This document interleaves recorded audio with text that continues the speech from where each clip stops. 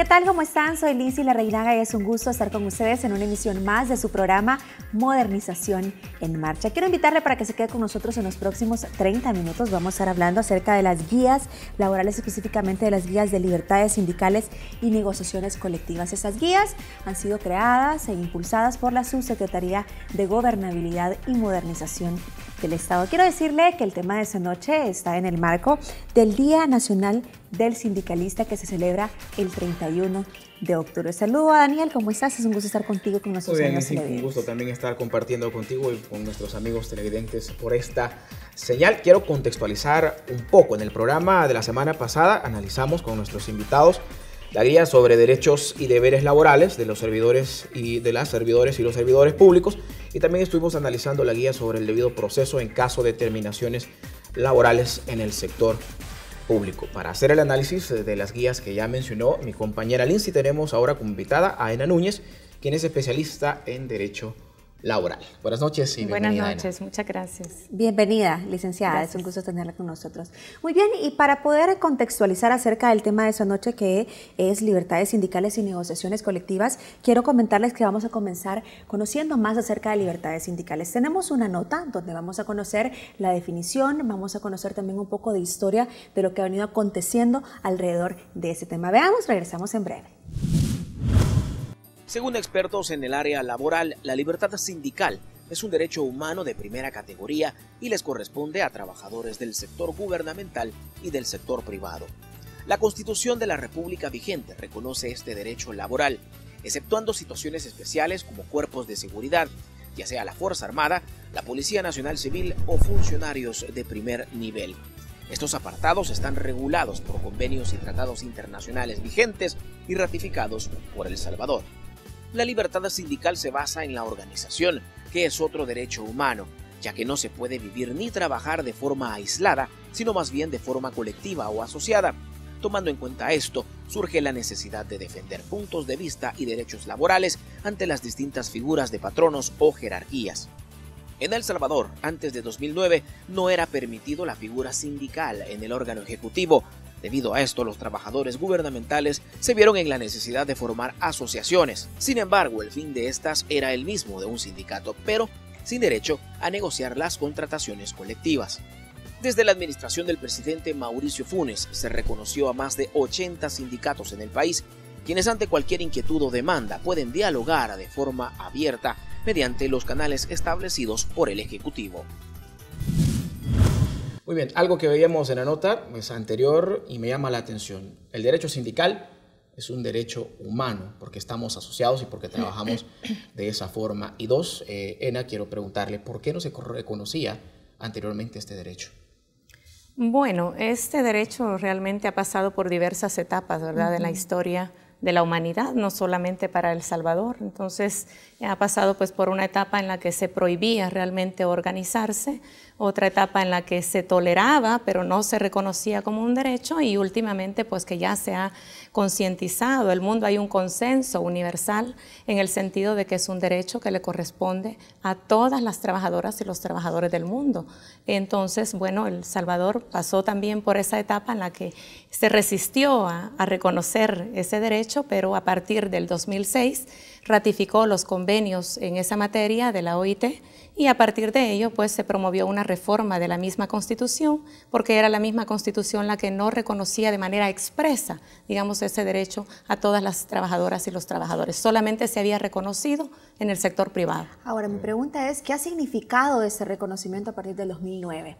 Bueno, definitivamente ha marcado un cambio en la historia, porque a pesar de que todavía hay que trabajar mucho para desarrollar el tema, para entenderlo, para comprenderlo en su verdadera dimensión, creo que es un cambio muy importante, pues ahora los trabajadores y las trabajadoras del sector público se pueden organizar libremente, pueden constituir sindicatos y pueden defender sus intereses como trabajadores. Muy bien, antes habían asociaciones. Quisiera conocer cuál es la diferencia entre una asociación y un sindicato ya debidamente establecido y con personería jurídica otorgada por el Ministerio de Gobernación. Quiero que le expliquemos eso a nuestros amigos televidentes. Y lo otro es, ¿qué significa pertenecer a un sindicato? Porque actualmente tenemos un concepto de que el que es sindicalista anda por ahí y lo que menos hace es trabajar. ¿Cuál debería ser entonces también el enfoque de un sindicalista? Okay.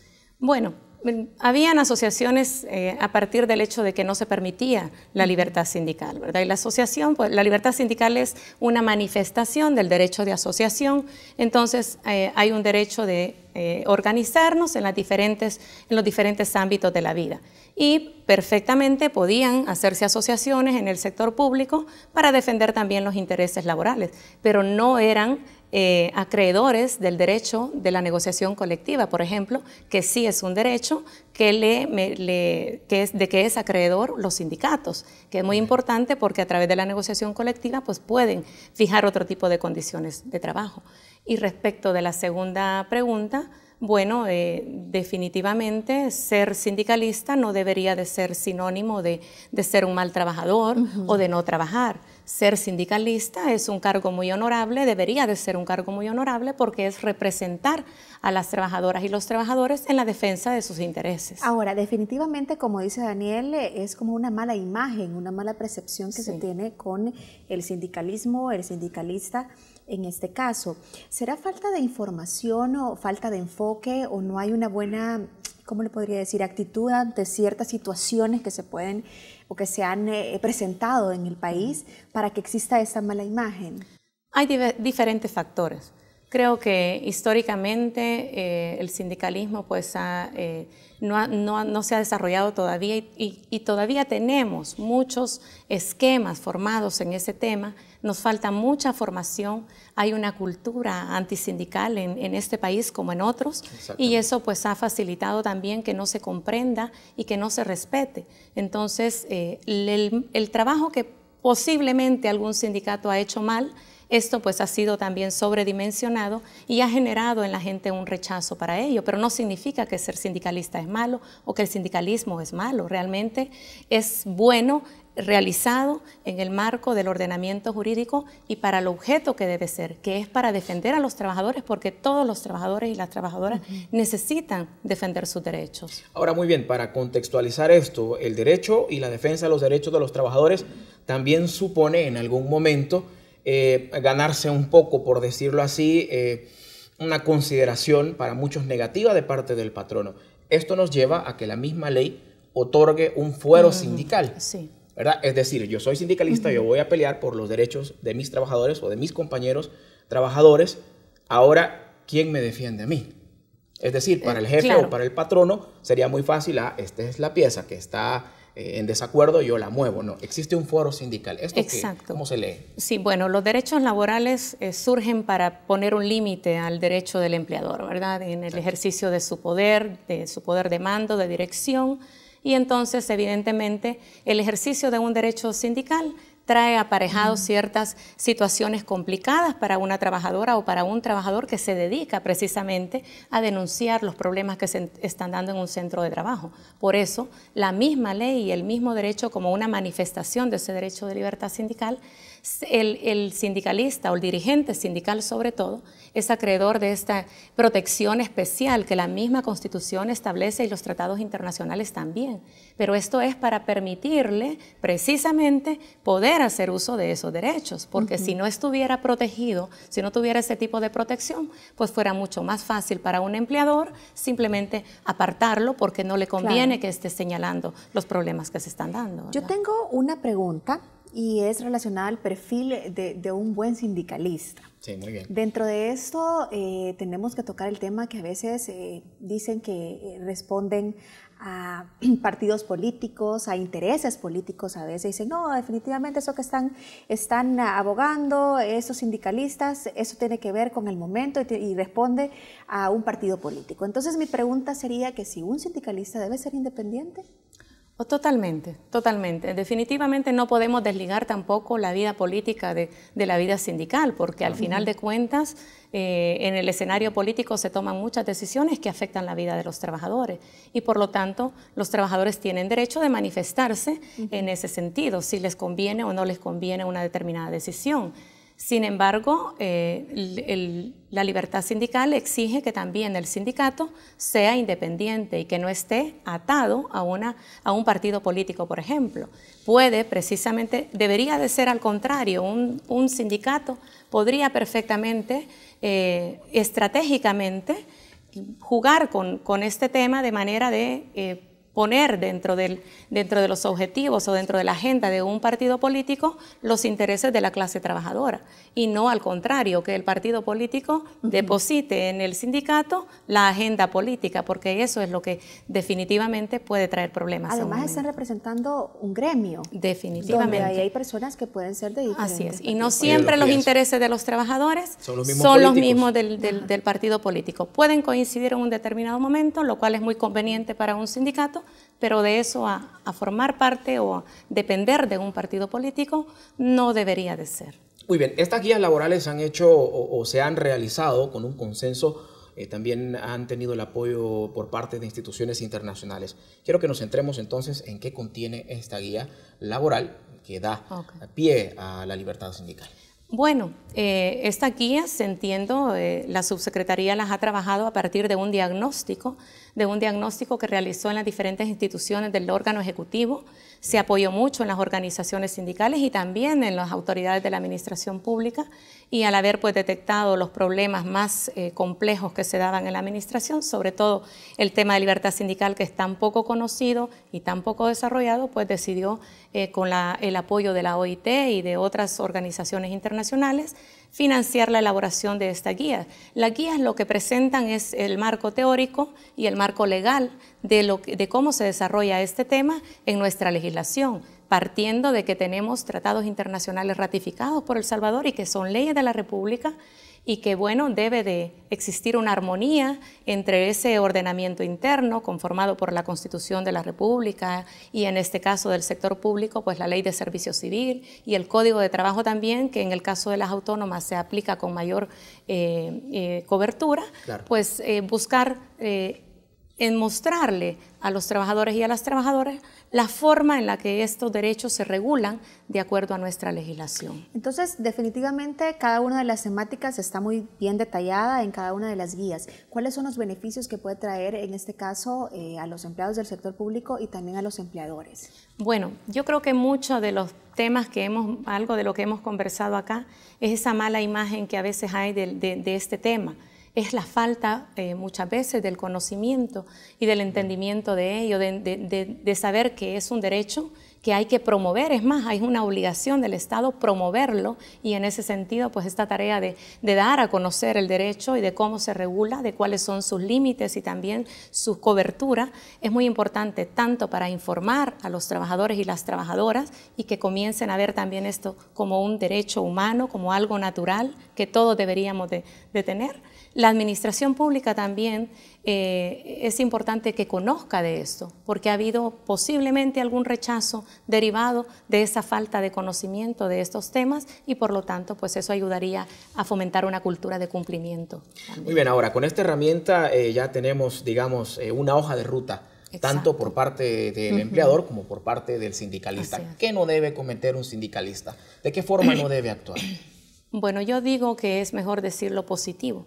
¿Qué es lo que debe de hacer? Muy bien. Si actúa en el marco de la defensa de los intereses de sus afiliados, pues yo creo que ahí es donde debe de marcarse el paso. Esa es la hoja de ruta, defender los verdaderos intereses de sus afiliados, de las trabajadoras y de los trabajadores, y luchar siempre por mejorar sus condiciones laborales. Bueno, definitivamente son guías sumamente importantes. Quiero decirles a nuestros amigos televidentes que en esta primera parte estamos hablando acerca de las libertades sindicales, que lo estamos viendo como un derecho, y qué importante en ese marco del Día Nacional del Sindicalismo. Ahora bien, en una segunda parte vamos a estar hablando acerca de negociaciones colectivas. Rapidito, ¿eso está relacionado también con las libertades sindicales? Totalmente, es una manifestación de la otra. La negociación colectiva es una manifestación del ejercicio del derecho de libertad sindical. Por eso es que quienes son acreedores a esto son los sindicatos. Muy bien, yo quisiera pasar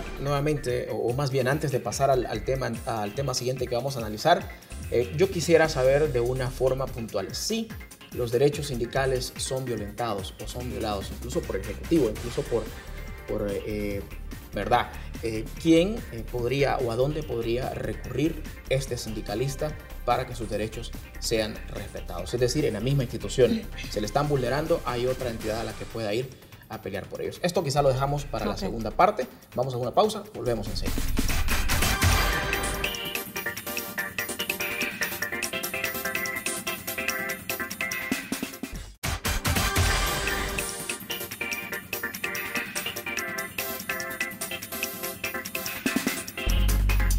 Gracias por continuar con Modernización en Marcha. En esta noche estamos hablando acerca de libertades sindicales y negociaciones colectivas, precisamente relacionadas con las guías laborales que ha creado e impulsado la Subsecretaría de Gobernabilidad y Modernización del Estado. Nos acompaña la licenciada Ena Lilian Núñez, ella es especialista en Derecho Laboral y en una primera parte del programa hemos hablado acerca de libertades sindicales. En este segundo bloque vamos a hablar acerca de negociaciones colectivas, un tema también sumamente importante. Pero antes había quedado algo pendiente, Daniel. Así es, un tema importante y delicado, sobre todo en la sociedad actual en la que vivimos. Le decía en la parte anterior, ¿qué pasa cuando hay un sindicalista que ha sido vulnerado en sus derechos? ¿A quién recurre?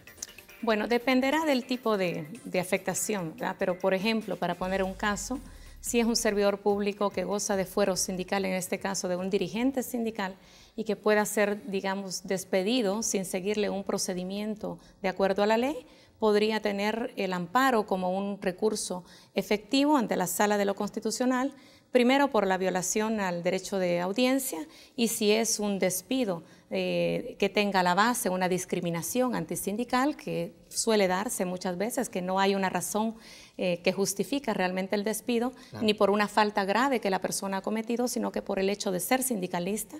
Esto es una discriminación, por lo tanto una violación de esos derechos podría llegar a la Sala de lo Constitucional. Y hay delitos también que se pueden cometer donde podría acceder a la Fiscalía General de la República. Muy bien, también. el tema que vamos a analizar a continuación, negociaciones colectivas. Precisamente tenemos una nota que define este concepto y sobre qué bases se debe negociar y con quiénes. Volvemos enseguida. La negociación de un contrato colectivo es un derecho fundamental de los sindicatos que poseen personería jurídica otorgada por el Ministerio de Gobernación. Es importante destacar que no todas las afiliaciones sindicales pueden hacer la negociación colectiva. Para poder realizarla, deben contar con el 51% de los trabajadores de una determinada dependencia o cartera de Estado, debido a que por ley solo debe haber un contrato colectivo por institución, aunque exista más de un sindicato. Una negociación colectiva debe estar orientada a la mejora de las condiciones laborales de las y los trabajadores del sector público, así como a la búsqueda de soluciones a impases o vulneraciones de derechos de los trabajadores. Un contrato colectivo puede dejar por sentado distintos tipos de exigencias laborales, como vacaciones, horarios, prestaciones adicionales a las otorgadas por ley y salarios o remuneraciones extra como bonos, siempre y cuando esto sea acorde a la realidad financiera del presupuesto que el Estado asigna a la institución.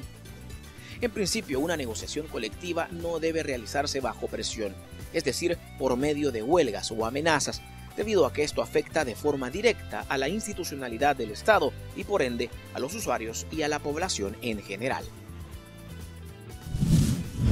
Muy bien, licenciada Núñez, y ya veíamos esta nota donde hablábamos acerca de negociación colectiva, pero me gustaría que con sus palabras nos profundice más acerca de este concepto. Bueno, negociar es dialogar. Es dialogar por los representantes de los trabajadores con los representantes de la administración pública, en este caso, que es el empleador, sobre la fijación de determinadas condiciones de trabajo, la revisión de las mismas o la mejora de las condiciones de trabajo que afectan a la generalidad de los trabajadores. Muy bien, la misma ley estipula quiénes pueden sentarse a negociar y también estipula que no precisamente debe haber solo un sindicato por cada institución. De hecho, si la institución es grande, puede haber 1, 2 o 3 sindicatos de acuerdo a lo que los trabajadores consideren. Ahora bien, hay un contrato colectivo nada más. ¿Quién se debe sentar a negociarlo? ¿Y qué derecho le da? Bueno, quizás a partir de que para formar un sindicato se necesitan 35, como mínimo 35 trabajadores, ¿verdad? Para que lo formen. Pero para negociar, para obligar a negociar al empleador y sentarlo a una mesa, para ello se necesita tener como afiliados al 51% de los trabajadores de la institución. Muy bien, ahora yo tengo una pregunta. Tengo entendido que pueden haber sindicatos en el sector público y pueden haber sindicatos en el sector privado. Ahora bien, ¿cuál es la diferencia de esas negociaciones en los diferentes sectores, de la negociación colectiva? Bueno, digamos que en el sector privado, por la naturaleza del empleador, la negociación colectiva tiene mayor libertad. Mayor libertad en el sentido de que con quien se está negociando es con el dueño de la plata, con el dueño del patrimonio que puede salir afectado en un momento determinado, porque también hay que tomar en cuenta que la negociación colectiva no es solamente para negociar aspectos económicos. Hay muchos aspectos que pueden ir relacionados allá y que no necesariamente. ¿Podríamos mencionar algunos, licenciada? Bueno, en el tema, por ejemplo, de las licencias, a través de la negociación colectiva, se pueden establecer licencias especiales en el caso, por ejemplo, de las responsabilidades familiares, para conciliar la vida familiar con la vida laboral de los trabajadores y de las trabajadoras. En el caso del sector público tenemos una legislación bastante restringida que nos dice cuántos días exactamente tiene una persona de licencia con goce de sueldo y de licencia sin goce de sueldo. Entonces, a pesar de que esas situaciones ya están legisladas, la contratación colectiva permite ir más allá de eso. La ley establece mínimos cuando se trata de derechos laborales, no máximos. Por lo tanto, ahí es donde es importante la creatividad de las organizaciones para encauzar esas necesidades de los trabajadores y poder llegar a acuerdos con el empleador en ese sentido y establecer unas licencias especiales. Exactamente, porque durante la licencia pudo haber ocurrido alguna actividad extra oficial, podría llamarlo así. Ahora, quisiera que analizáramos. Ya usted ha mencionado algunos aspectos de qué debe contener una negociación colectiva, pero quisiera que ahondáramos en el tema presupuestario. Específicamente, claro, en el sector público, las instituciones ya tienen un margen, un techo de presupuesto. Sí. Sobre esta base es la lógica en la que se debería negociar.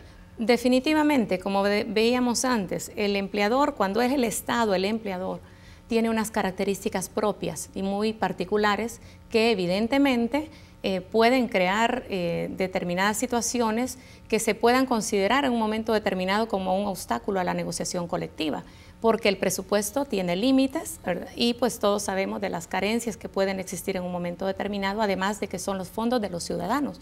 No son los fondos de los funcionarios los que se negocian, sino que son los fondos de los ciudadanos y los impuestos tienen un límite también. No se puede recoger impuestos sin tener una regulación específica para ello. Por lo tanto, al negociar se debe de tomar en cuenta esos límites. Sin embargo, para la Organización Internacional del Trabajo, que es el organismo especializado en este tema, de donde emanan los convenios de la OIT, no puede ser obstáculo, no puede ser una excusa, es simplemente decir que no hay presupuesto para no negociar. Hay que buscar una manera de hacerlo. Muy bien, yo quiero hablar acerca de la prevención de conflictos en este caso, porque estamos hablando de una guía laboral de negociaciones colectivas y precisamente entiendo que esta guía lleva una línea de ruta, como decía Daniel, para poder exactamente guiar a los empleados y a los empleadores. Entonces, en este caso, yo quisiera que usted me comente si está buscando la prevención, esta guía, de acuerdo al contexto en nuestro país a lo largo del tiempo que hemos vivido algunas situaciones un tanto conflictivas sin ningún orden en el caso de negociaciones colectivas a veces. Claro. El proceso de la negociación colectiva tiene que ser por etapas. La guía contempla, prevé precisamente todas esas etapas, que es promover el diálogo. O sea, esa es la clave realmente en este tipo de situaciones. Si el empleador reconoce que los trabajadores tienen capacidad y que tienen derecho para hablar sobre determinado tema, pues sentarse a conversar sobre ello es lo ideal.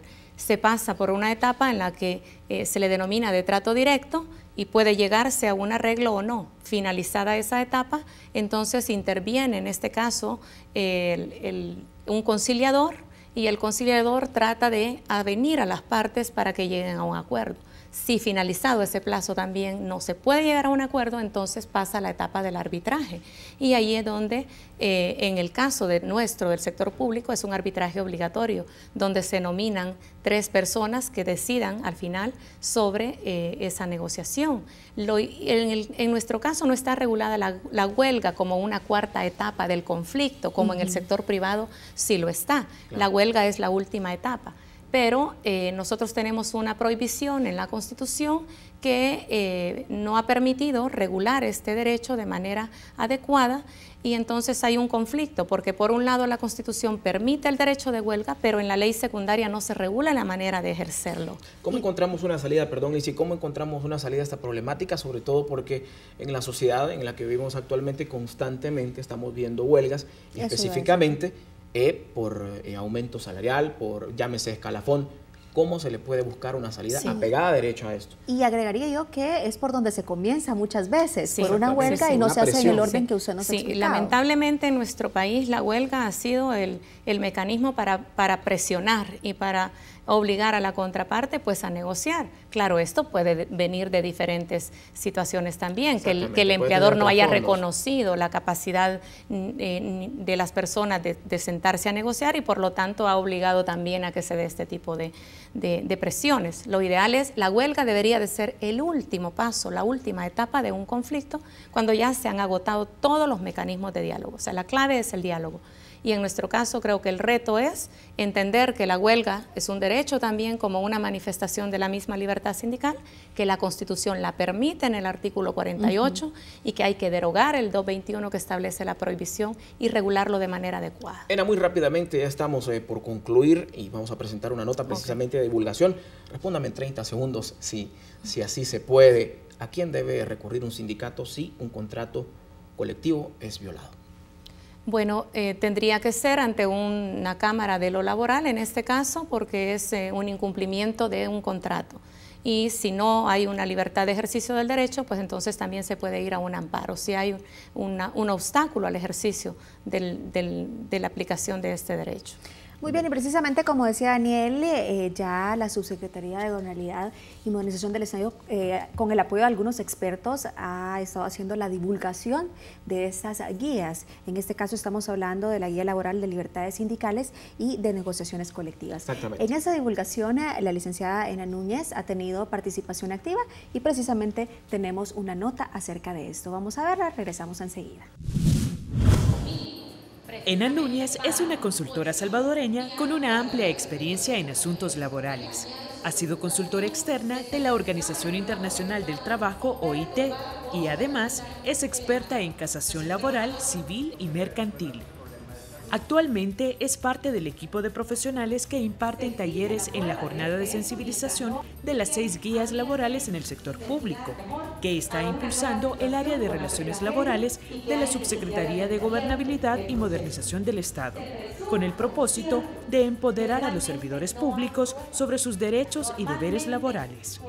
Ena Núñez está desarrollando algunos de los temas de estas guías y a su vez está compartiendo experiencias con diferentes representantes de instituciones del órgano ejecutivo.